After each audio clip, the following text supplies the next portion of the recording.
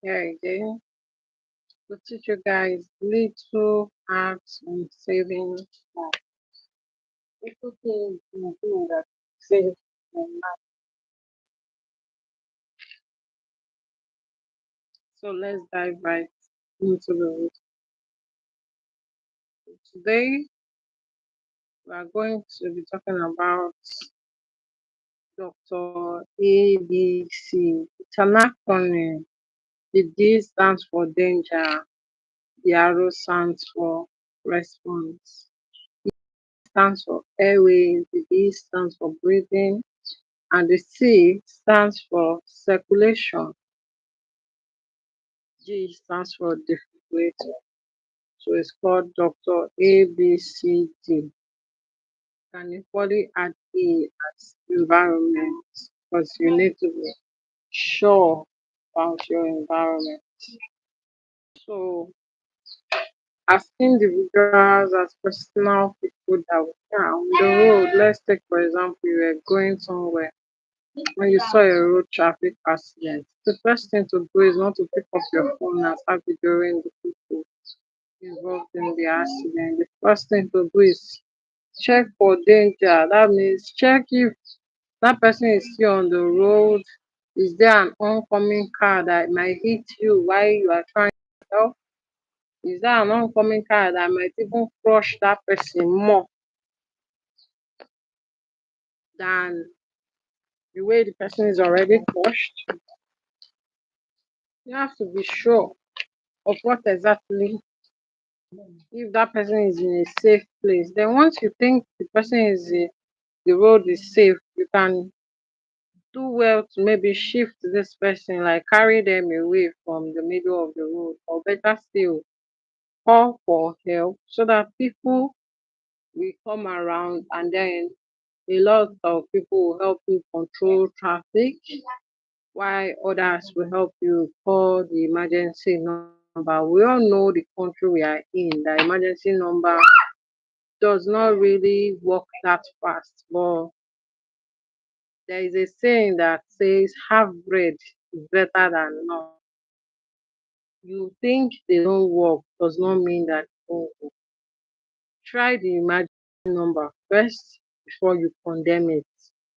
Sometimes you might be lucky, they'll reach out to you as fast as possible. Sometimes they might not reach out as fast as possible, but they might still end up coming. The issue is not them not coming, the issue is you not knowing what to do.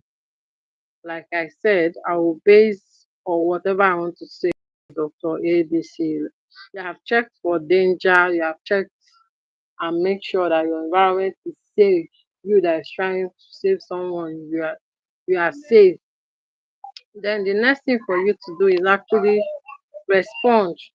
Respond by tapping this person or checking around. Ah, who is there? Oh, somebody should help me call 112, which is Nigeria National Emergency Number.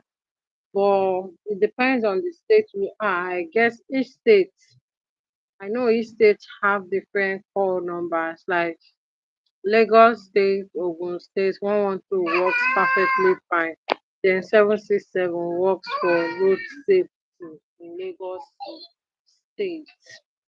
Edo State 413 works for Edo State medical emergency response. Rivers State works with 117. So you have to have all these numbers.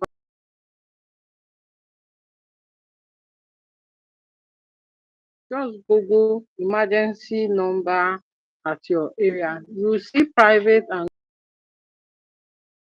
when you see private and government ones pop up, government ones are usually 311, 413, 467, 767, but it's usually more than 3 digits. Why you do that? So see, all these things I'm saying should not exceed 30 seconds.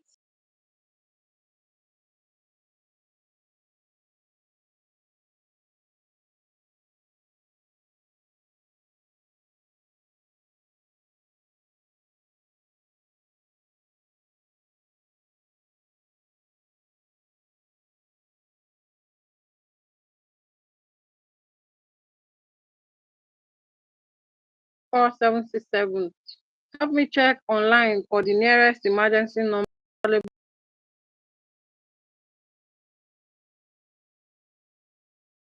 one or any other number.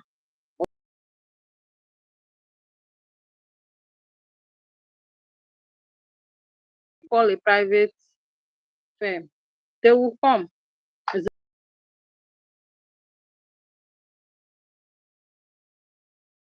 Just that government won't charge you a dime. For private emergency services, charge you money. They will want you to make a certain commitment before they leave their bill. Make that commitment, either a 50% commitment or a 30% commitment. They will be on their way and they will send the closest ambulance to you. Mind you, ambulances are stationed all over. Yes. So when people say, oh, I called fire service or I called so body and they didn't come, it's because you don't know the one that is around you, not around you, and they will be the ones to reach out to the ones that are around you. It's not wrong for you to call the ones that are not around you, because the ones that are not around you, when you call them, they will definitely reach out to the ones that are around you. But if you shouldn't just wake up and say, oh, emergency system does not work in Nigeria. No, activate it and let it not work so that, oh, at so point said a private emergency service and it didn't work, or activated the government and it didn't work. That time you can justify whatever you want to say, but whatever you want to say. So helping you to make this call, you come close to the patient and let's say it's a road traffic accident, you can do something like this, triage this patient, say, you see that some people will be able to, they will live where they are. Those ones that can work, they really don't have serious injuries. Then you can say, oh, if you cannot work and you can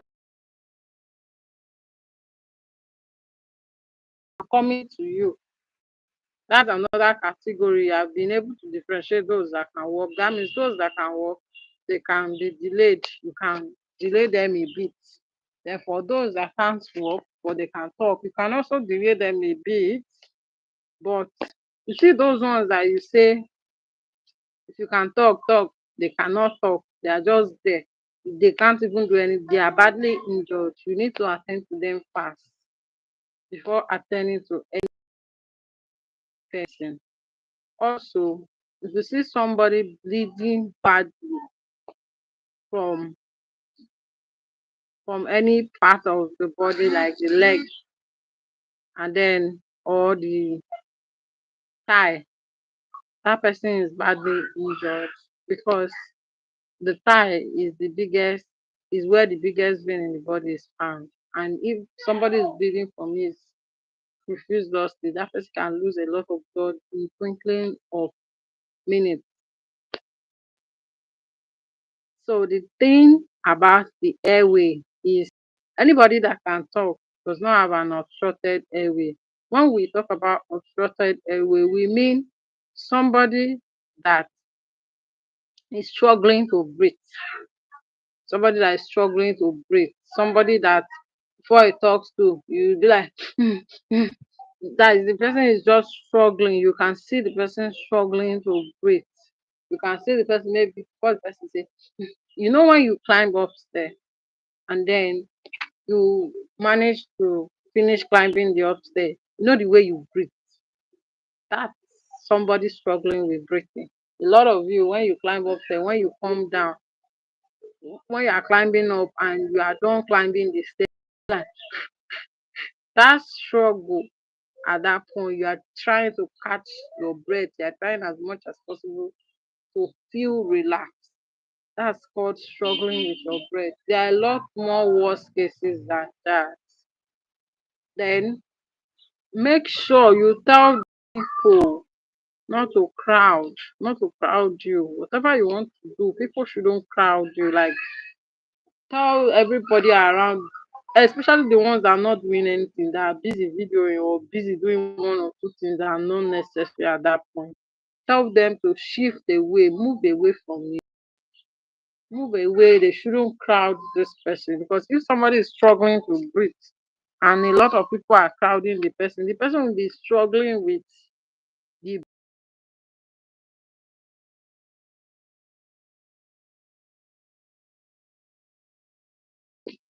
And it's true that you can actually get hospital, neither can you find oxygen cylinder or oxygen monitor in that place. Versus oxygen concentration. So that is that for airway. People, if there is something, the person cannot talk, the person is trying to cough, tell the person to try as much as, then there is something wrong with that person airway. Try as much as possible to see is in the airway. When time comes, I will talk about chokings. When I'm talking about very much, that means things that can block the airway. We'll talk about them very much. It could be your silent food, it could be water, it could be anything. Things that block the airway are not much. It can just be tiny. Your saliva runs properly, you start having the symptoms you might likely see is that person will not be able to talk very well, might be coughing, some won't cough at all. They'll just, before you look, they'll be struggling for air and they might just turn blue or pale. There are lots of that. So I won't get to that topic. Would talk about it very well. Okay, so breathing. Let's talk about breathing. When somebody is breathing very well, you will know. Of course, I'm breathing well. That's why I'm talking. When somebody is not breathing very well, you see the person. Like I said, if airway is obstructed, that person will be struggling with breath. The person might not even be breathing at all. But this one, in this case, when somebody is struggling with breathing, the person might be trying so hard to breathe. Like I said, sorry, I didn't say this for airway. When somebody is having an obstructed airway, the best thing for you to do to know that is try as much as possible to check for circulation, like check. It's only one way you can know, and that way is you can bend your ear. If you are not seeing the rise and the fall of the chair, you should be seeing the chest rise and fall. You cannot see that, your ear bend is close to the person's nose, and then tell the person to talk. The person cannot talk. There is an issue. If the person, you are not feeling any warm air coming out of the nostril, the air should be warm. As you are putting your ear, you should be able to feel and see on top the chest at the same time. You should be able to feel warm air, and then you should be able to look at the person's chest for rise and fall. But if you cannot find any of these two, that means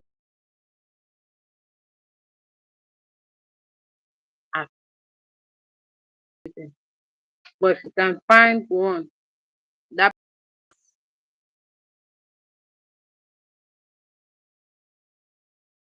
also about circulation. How to check for circulation is check for pulse. In Nigeria, there's a lot of find their fault. You see this your hand,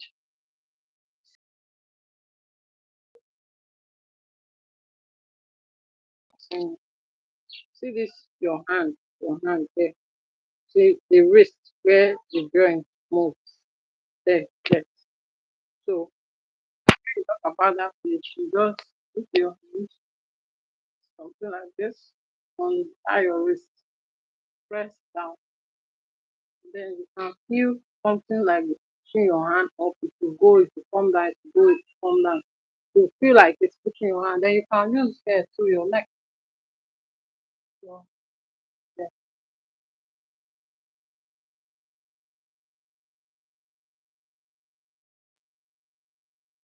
let's use it. We have to use your focus like this. So you feel the way pulsating to moving up, coming down, moving up and coming down. That's how to check for pulse. Another place you can check with children is this place. You always find children. This is their book there, photo, and you always find it here for children. Like they will always be pause around there. If there's no pause around there, you'll find it in their lap, in their lap, their lap. We find pause there. Don't go and be looking at something else that is not what you're saying. Listen so that you understand. Save, you have limited hands in saving life when it comes to first aid and when it comes to incidents that happen on a daily basis. People that are valuable to save life are not much. The country has made us lose a lot of medical personnel to outside countries and more trying to have laugh rather than invest what they've learned in the country. Even the ones that are outside, they are not coming back anytime soon. So very soon, we will all be on our own trying to survive. The struggle is gonna be what it is now. Of course, the ones that are causing the problem don't know they don't live in this country. They are on every vacation, holiday, and the rest of that. That's what they do for a living. Let's forget about them. Let's talk more on speculation. So you check for pulse. When you check for pulse and there is no pulse, immediately start CPR. But when you check for pulse and there is pulse, you can start giving breath to that person. The person might just need oxygen. And there is a way you can give breath even while not carrying oxygen. You can place a hand on that person's mouth and nose, and then you pinch the nose and blow air into the person's mouth while the nose is still pinched. When you blow air, you release the nose like this. You release the nose so that the person can the air you blow come out. Remember I said put a white handkerchief first before you do that. It's called mouth to mouth resuscitation. That's what that is called. So guys, I think we'll be doing more of this so that people can learn about new things and also to when I also if somebody is bleeding, gauze or anything around, tear the person's trouser. It is a to pull the shirt, use the shirt to tie the place. Tie it in a way that it shouldn't be too tight because you don't want to kill the leg. Shouldn't be too tight, but at the same time tight enough to have pressure to stop the bleeding. You understand what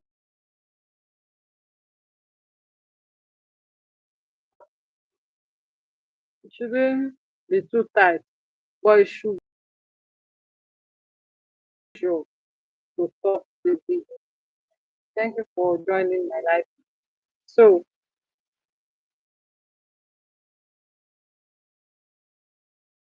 you see that pressure, when something is pumping out,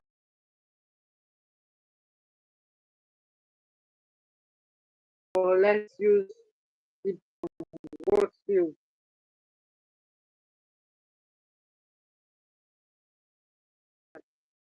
Water pressure will reduce. It's exactly the same. Use a cloth. If it's the person's clothes, whether it's clean or dirty, provided it's that person's clothes, that's the only available thing on that traffic accident place or on that spot at that moment, you can use it. He cannot infect himself. That's why I said his clothes. But if it's a lady and possibly you couldn't find any clothes of hers that could sustain her life, then you have a handkerchief and use. You don't have a handkerchief, you can also tell her to use her hand to put pressure, hold the place a bit.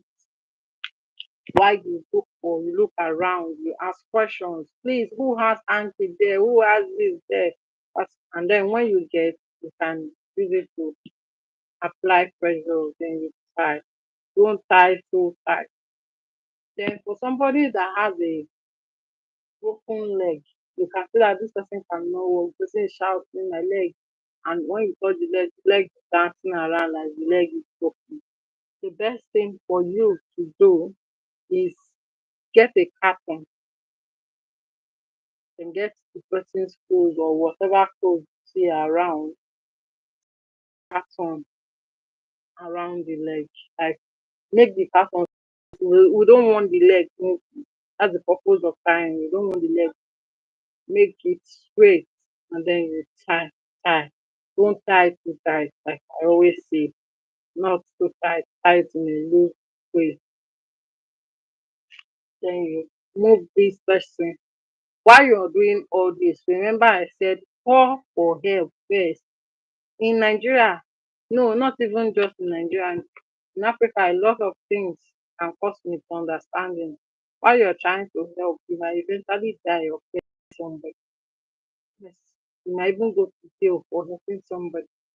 So just try as much as possible to make sure you're not the only one there while you are trying to help somebody. Instead of you to be the only one there, you shout for help and nobody has reached to come outside. Leave that place. Allow the person.